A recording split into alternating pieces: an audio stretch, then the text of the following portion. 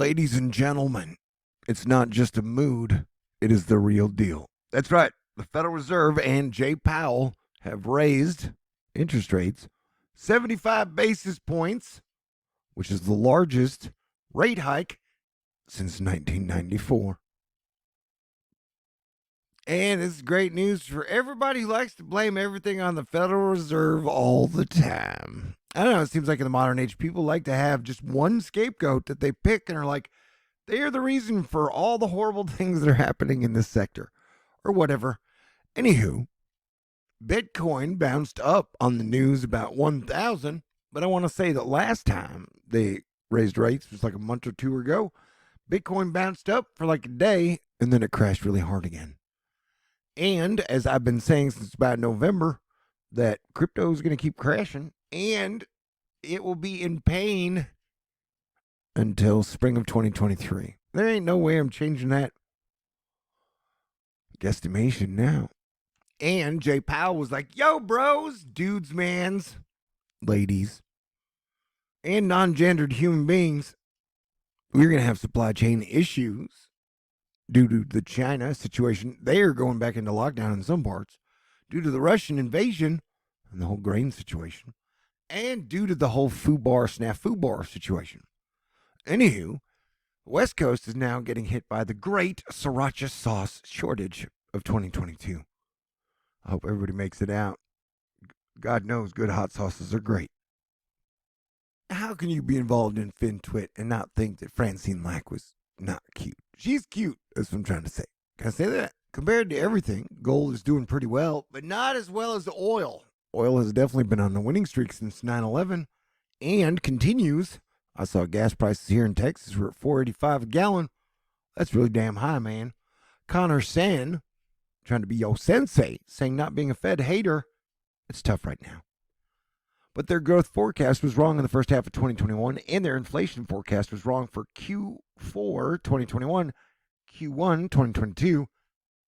Their forecast is just one input, not etched in stone. And remember, you should always get multiple sources on all the important issues. Try not to fall into like, what is it, bias, or like confirmation bias, or whatever, you know.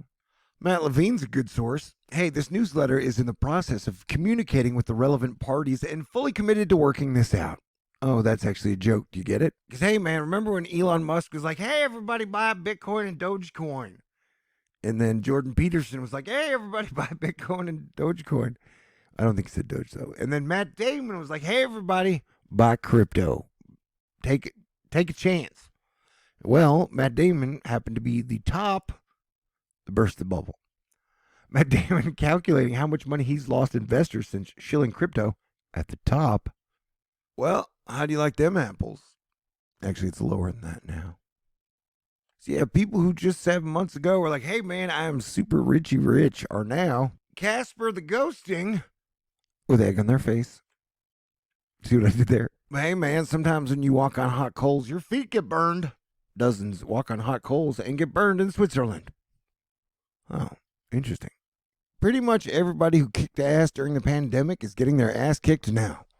Sometimes you eat the bar, and sometimes the bar eats you. That's from The Big Lebowski. Anyway, Netflix, who just laid off a ton of people, orders a Squid Game reality show, the biggest competition series ever. No announcement yet if they're actually going to kill people. But yeah, they laid us off, so salaries could be the game show cash prize. Got it. I never watched this show because it's about losers. Who wants to learn about losers, man? And, you know, all the things that are happening now are a giant confluence of things. And you can't rule out the fact that Russia's been invading Ukraine, and today they shut off more natural gas to Italy. And this has definitely been affecting the agricultural products, ability to feed 400 million people this year around the globe. So yeah, world peace would be nice, and definitely ending the war that has been going on for over 100 days would help. But yeah, it's getting hot in here. The king has no clothes, so. Hey, remember how for years and years, since 2015, 2014, I've been saying, yo, bros, they make diamonds in a lab and then sell them to people like they found them in Africa. Anywho, here Kristen Benz is like, LVMH invests in lab-grown diamond company. All right, so during the crypto crash, you've seen Luna, Terra implode, and then came Celsius, exploded, and now next, it looks like it's going to be Triple Arrows. That damn poor frog, he definitely has picked some losers, you know what I'm saying? I'm kind of sort of always broke, which gives me the freedom to make fun of everything. You know what I'm saying? Yeah, it's going to be one crazy summer in less than a week. But definitely the mood has changed since I made the call in November when Bitcoin was at 64,000. I was like, everybody better sell everything. Okay. But yeah, dude, Russia cutting gas supplies and reducing gas exports to Germany and Italy and a lot of parts of Europe. Really causing problems. Biden announced that he's going to go to Saudi Arabia and beg for oil. Crazy days indeed, dudes. And, there's no doubt Russia has made more money from oil exports during the first 100 days of the Ukraine war than it spent on the conflict. And so, definitely, the Russian invasion of Ukraine has affected natural gas and gas prices and energy prices. And so this was actually a good, this was a beneficial financial move for Putin and Russia. It's an oil and war economy, dude. I've been saying that for 9.5 years now. I mean, who can even afford to have a girlfriend in this economy? What was I saying? As above, so below. And so, as I was saying, Scoop, after facing hundreds of millions of dollars in liquidations, Three Arrows Capital's future is uncertain. You see, a lot of people not only bought crypto, but they borrowed money to buy crypto. And so now that we've seen crypto drop to just above 20,000, you're going to start to see a lot of places folding. This is a whole lot like the 2008 financial collapse, but it affects crypto a whole lot more. And so we're watching them fall like dominoes. Like I said, Luna, then Celsius, now probably Three Arrow Capital. And who's next? And like I said, I don't think the economy is going to stabilize and the supply chains will stabilize until about spring of 2023. So hold on for dear life, yo. And step up your prayer game and say thanks to God if you're into that, which I am. And speaking of supply chain issues, Odessa Mayor Javier Hoven said he is working with other city and county leaders, and may soon issue a state of emergency amid an ongoing water outage that is impacting the entire city of Odessa.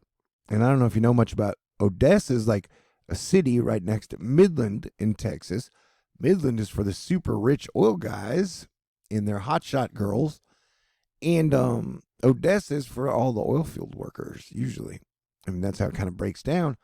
And so now the Odessa, all the hardworking people don't have any water, and it's like 100-degree temperatures, which is a really, really horrible situation.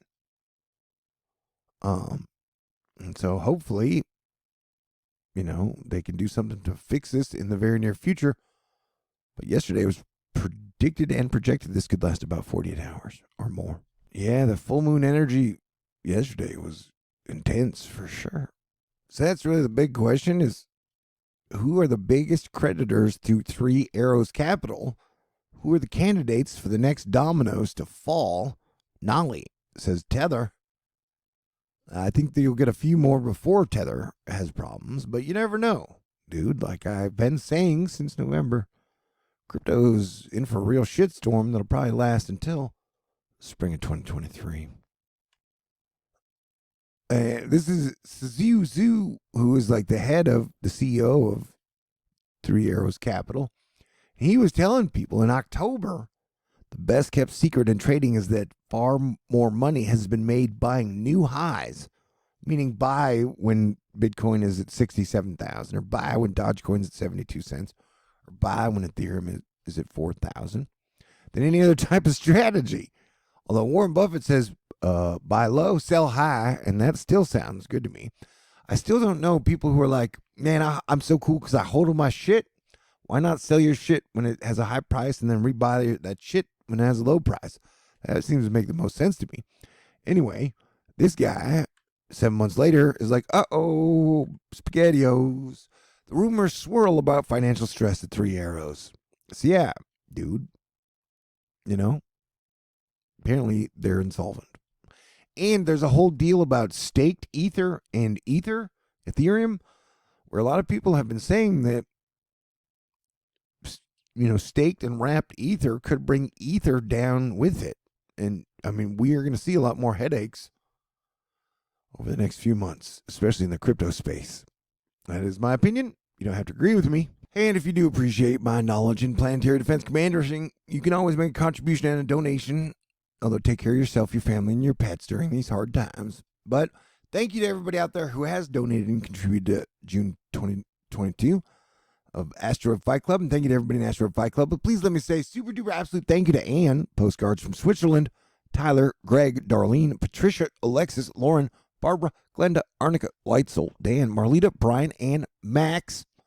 And if you did want to contribute, I got a mailbox, a PayPal, a Venmo, a CashApp, a Patron. Nothing but love for y'all. Y'all have a very great day. I'll be talking to you in the near future because that is what I do. Stay cool.